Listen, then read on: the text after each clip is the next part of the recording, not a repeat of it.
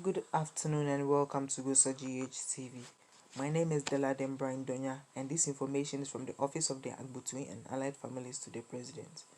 Resolution: on behalf of Agbotui, Tamaklo, and Allied Families, we write to express our profound gratitude to you for your commitment towards giving a very befitting state funeral to His Excellency Jerry John Rawlings, also known traditionally as Togbe Untifafa of the Anglo State.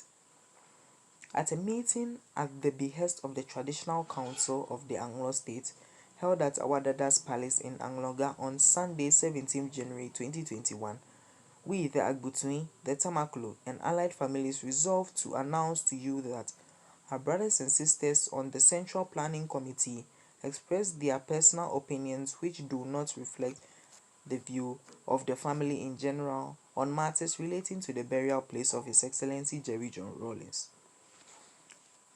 Efforts so far made towards the preparation for the final funeral rites of our son and former President, His Excellency J.J. Rawlings, is very much appreciated, as mentioned earlier. It was also resolved that you proceed to hold all activities as planned and officially outdoored at the recently held press conference, except the intended burial at the military cemetery and the original plan to have traditional rites for the 22nd and 23rd January 2021 in Angloga. The latter is hereby cancelled.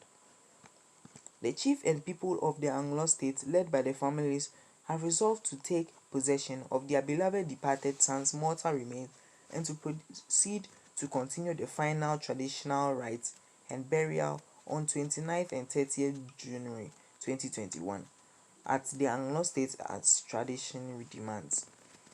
We look forward to your soonest response and thank you sincerely in anticipation for all the efforts thus far made.